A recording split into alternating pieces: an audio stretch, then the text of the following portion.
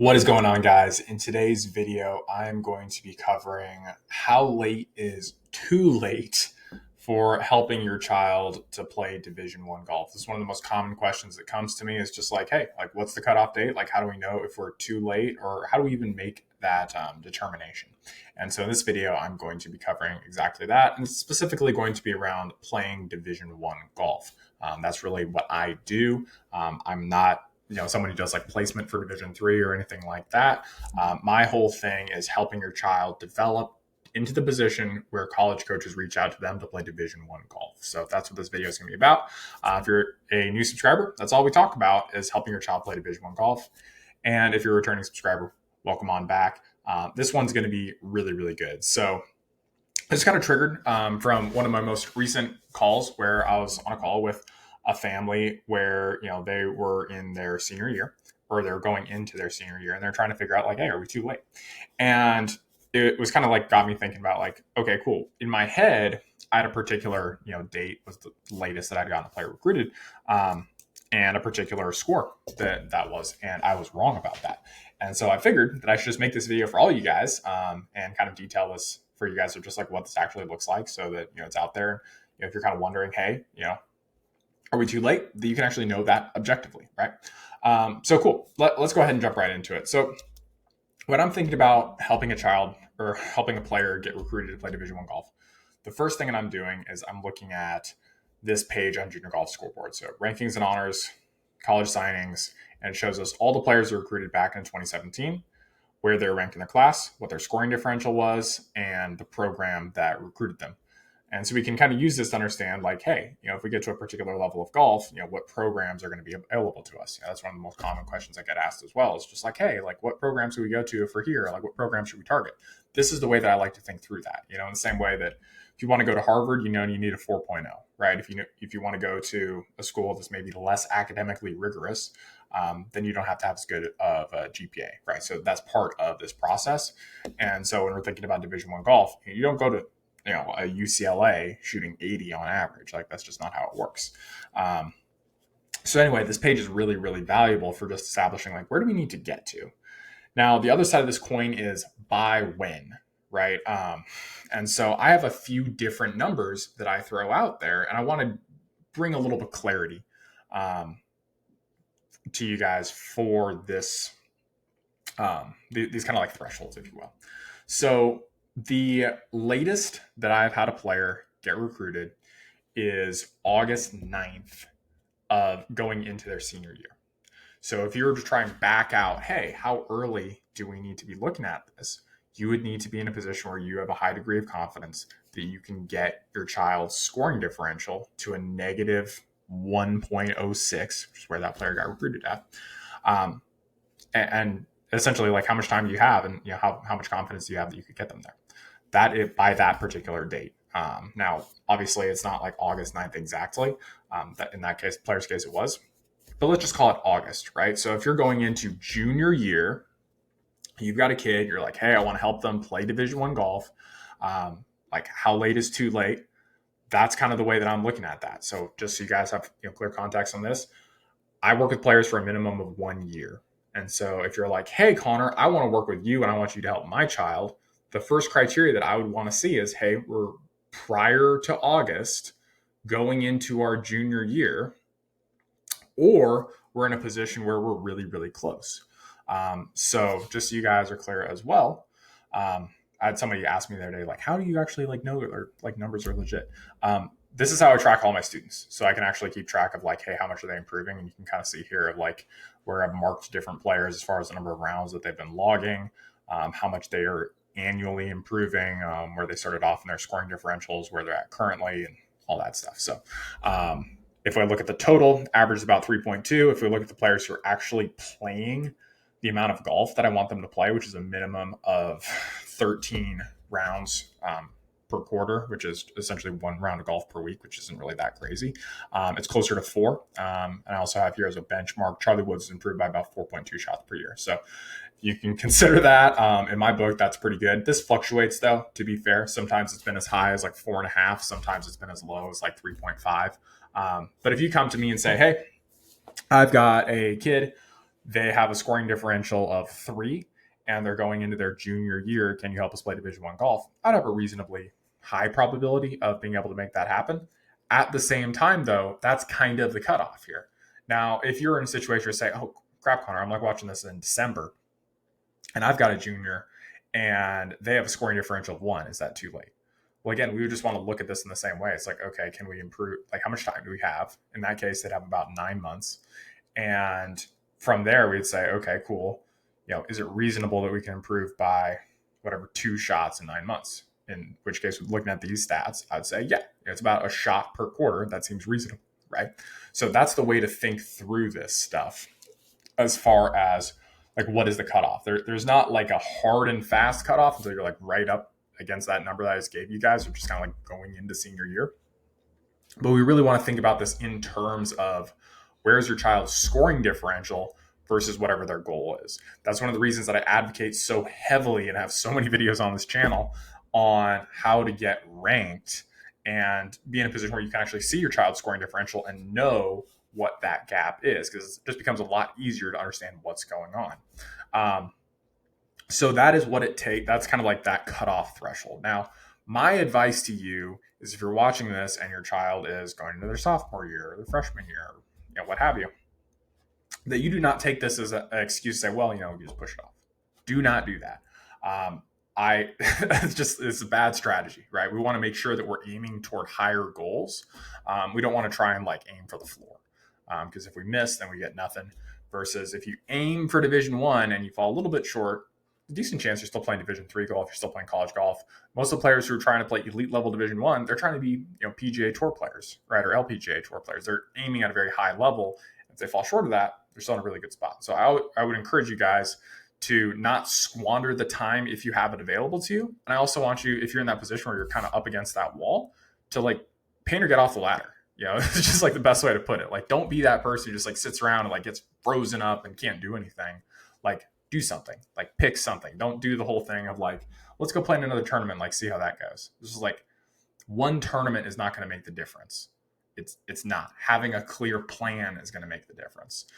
So if that's something you guys want help with and you want help building out that plan, you want me to personally do that for your child where they'll know exactly which tournaments to play in, exactly how to improve, how to read all their statistics, and even make sure you guys are tracking the right statistics. If you guys want help with all that, I've got an application below.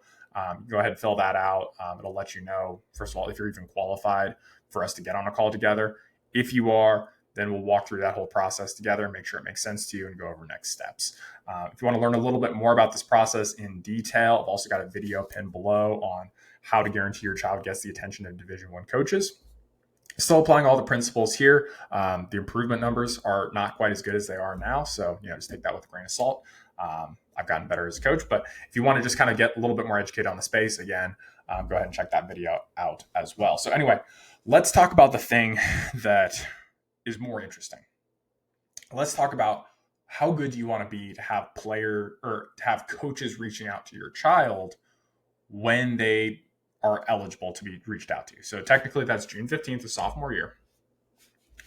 What does your child need to be at by that point in order to have coaches just like reaching out and like been bombarded with that?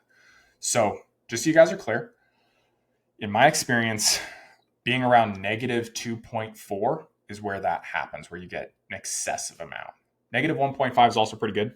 So for both of these players, they had more than 5 college programs reaching out to them literally as soon as they became eligible to be reached out to. So just so you guys have that context there. So if you're really saying, hey, how do we have maximum options?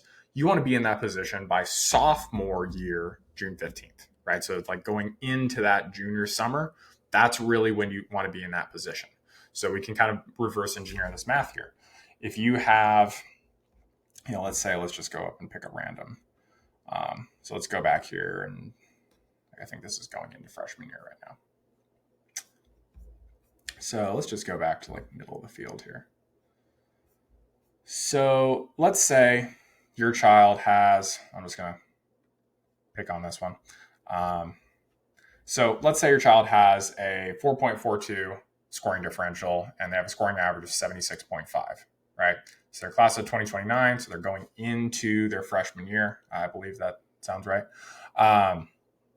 And so in that case, we essentially have 2 years. So we got going into freshman and going into sophomore, and then, well, 2.5 years to actually bring this number down, right? So we've got 4.48. Let's say, again, let's take the conservative number that I showed you guys of you actually like do the things that I talk about, 3.8, let's call it. You improve by 3.8 one year, 3.8 the next year, you're at a negative 3.12 scoring differential. You're going to have lots of programs reaching out to you. Now, if we bump this back a year and said, hey, your kid's in 8th grade and they have a scoring differential of like 6 or 7 or something like that, the same logic applies, right? You want to think about this in terms of that actual pacing. Now, just so you guys are clear, the average junior golfer only improves by about 1.2-ish shots per year, a little bit less than that. And so that's something to just have in context here. Let's see if this player beats that out. Okay. So in this case, this player's improved a significant amount. And you can see that as evidenced by their percentile changing. So you guys can see they're at 60% here. Now they're at 25%. So what that means is relative to the entire field, they've improved a substantial amount. In this case, it was about looks like 5 or 6 shots. So just for context here, just so you guys can kind of like see that, that's what that ends up looking like. So that's really where you want to aim for if you want to be in a position where like coaches are reaching out to you right away. This is like scholarship city. You're going to be in a really good spot to have a lot of options. Now, once you have those coaches reaching out to you, that's a whole nother ballgame. That's a whole nother thing you're going to have to manage. That's something that I help my students manage, is how to have those conversations and how to make sure that we're not leaving any money on the table if you guys care about scholarship money. And at the same time, just understanding like where those college coaches are, what they're looking for, when they're going to be making their decisions on stuff, so that you can kind of be ahead of that stuff. So again, that's something that I help you guys with. But anyway, that's that. Now, if you really want to aim high, this is kind of like for the third category of player, is if you're just like, hey, like what's the best that I can do? If we look at junior golf scoreboard, about the best that players get to is about a -9. Maybe there's like probably an asymptote, just like a limit of about -10. So if you really wanted to be psycho and say like, okay, cool, my child's 10 and they love golf, or 11 or 12 and they love golf, what can we do? Again, the first thing to do would be to say, okay, well, can we get ranked, right? If we're able to be ranked, then we can say, okay, well, here's where we're at today. And we can model out what we would need to do to get to that number. So once again, I was looking at a kid the other day, or I think he is 11. I want to say he's 11. Yeah, I think he's 11. So we're just going to go with that. So right now he's got a scoring differential of 9.63. And so if he improved, again, by that, 3.8 per year, so 11 goes to 12, 13, 14, 15, 16. So if he did that all the way up into 16, he would have a scoring differential of -9.37. So again, if you're crazy and you want to do that, that's like the highest end. It's like when you think about like what actually it takes, you would want to use that as kind of like your modeling out. Now, just kind of like put a cherry on this, because I think one of the things that's kind of interesting that people talk about is just like, oh, well, they kind of like diminish results until like you get to a certain like level. They say like, oh, you're just going to work on like your swing mechanics, and then eventually you're going to get to this place where you're going to play really good. And typically that's not what I see from players. Typically I don't see them suck and then they get to their sophomore year and then they're really good. Like that's just not how that works. It's like generally we consistently improve by a certain amount kind of year over year. And sometimes we have sporadic bursts. Sometimes we have plateaus and valleys. That's part of the reason I like to track player statistics. So we actually know if something's like bottlenecked or stuck. We know exactly why it's bottlenecked or stuck.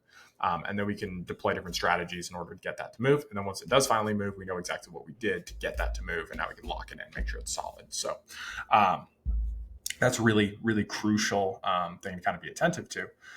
But I think it's so crucial to say like, hey, our end goal is we want to shoot better scores. And so if we're screwing around with our golf swing, or we're applying strategy, or tracking statistics, or we're doing a particular practice, or we're practicing more, or whatever, it should correlate to improvement in our overall scores. And as a result of that, our rankings, right? I think that makes a lot of sense to approach it that way. And it gives you kind of like honest feedback, versus if you just go and play in like a bunch of random tournaments and you're like praying to God that you're going to like do well and like win it and like have coaches reach out or something like that. Like that's just not a smart way to go about this. It makes a lot more sense to say, hey, we're 11 right now. We're shooting I don't know, 80, and we're at this length golf course and we hit this far off the tee. Like, how much further do we have to hit it off the tee year over year? You know, like as like a starting point. Okay, cool. If we do that, like how much do we have to improve greens regulation, or like where are we going to need to like keep that up? What skills are we going to need to develop? What tournaments are we going to need to play in? Like actually start thinking through this stuff. And it's just going to make golf so much easier for your child, because it's like, again, they don't need to improve by like a lot. The thing that really stalls people out is everyone thinks like, oh, I'm going to improve by 10 shots in a year by like screwing around with my golf swing and, changing it and whatever. And, they end up spending all this time working on their golf swing on the driving range. And they improve by like a shot, because they're just like, they're too focused on like the wrong target. So when I'm working with students, one of the things I really focus on is just like making sure we're focused on the right damn target. So hopefully that makes sense. Is like, if you're out there grinding your golf swing, it's like your golf swing might like look better, but it's like, does it perform better? And even if it does perform better, it's like, I've talked about this in past videos. There's so many shots that you can only learn how to hit on the actual golf course, because so much of hitting the shot is not just like, can you hit it solid? Does it curve in the right direction? Like, how many junior golfers struggle with just aiming the ball effectively? Like, if you're looking at your child, like, do they consistently aim effectively? There's a good chance that they don't. If they do, fantastic, and they probably hit the ball decent. But if they don't, like that's one of the most common things that I see is just like, we don't have a clear ball flight strategy. We don't have the ball consistently curving in one direction. And because of that, we can't aim, right? Because we don't know which direction the ball is going to go. And then beyond that, it's like, what if I put the ball above your feet or below your feet?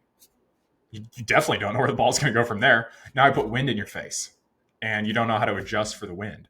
Now it's a little bit downhill, so you don't know how to adjust for that either. And it's like, you layer on these things. It's like, you can't work on any of those things on the driving range. Like, you have to be on the golf course in order to figure out how to hit those shots. And so once again, it's just so crucial that we want to go through all this stuff clear-eyed. That's like the biggest thing that I want to like give you guys here. When I was a junior golfer, I was not clear-eyed about this stuff. I did not have somebody like me coming at you guys telling you, hey, here's exactly what you need to do to make this happen. It's just like, it wasn't a thing. And so I want to be that for you guys, so that you're not going out there blowtorching a bunch of money on tournaments, praying to God something works out, only to find out you never had a shot to begin with. So again, just to kind of like summarize here, if you're kind of like wondering like what the cutoff is, I would say if you have a scoring differential of 3 going into your junior year, that's kind of the cutoff. If you're a little bit better than that, then you could like scoot that timeline a little bit further down. But really kind of like that final timeline ends up being about a -1 by August going into senior year. That's kind of like, boom, like that's the cutoff.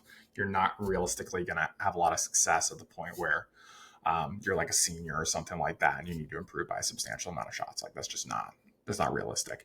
I would encourage you, if you're in that point, to look into like some type of placement or recruiting. I know AJGAs and college advisors do a really great job. So that's something that I would look into if you're in that position. If you are in the position where you say, hey, we want to maximize the number of programs reaching out, we really want to get ahead of this thing, then I would encourage you, if you've got a child who, is a freshman or earlier, to really get on top of this. Do something like go through the application I've got below here and actually just use it at least to figure out, like, is your child like on track? Like, that's something that's super crucial to know. And it's something that you can actually find out because you got videos like this to actually tell you what's possible. So again, if your kid's got a scoring differential of 3 or 5 or something like that, and they're going to their freshman year, I mean, like, that is the time to really capitalize for them and make sure that they're in a good position. If they're going into 8th grade or 7th grade or what have you, again, it just gives you an opportunity to get ahead of things. It gives you an opportunity to take the stress off of them. It's not like they've got to go out and they're grind every single day for hours and hours and hours every single day. Like, they can be very precise about what they do. They can still take academics very seriously. They can still, have a social life. It's just about having the right plan to be following. So once again, I've got links below for either application if you want to talk to me directly about what this would look like for your child, or if you just want to learn more about the process. Again, I've got that link to that video on how to guarantee your child gets the attention of Division I coaches. Hopefully this clears some stuff up for you guys. You have a clear perspective of what it actually takes and kind of where those cutoffs are. If you guys enjoyed it, go ahead and leave a like. If you're new here, go ahead and subscribe if you want to see stuff like this every single week. And I'll see you guys in the next one.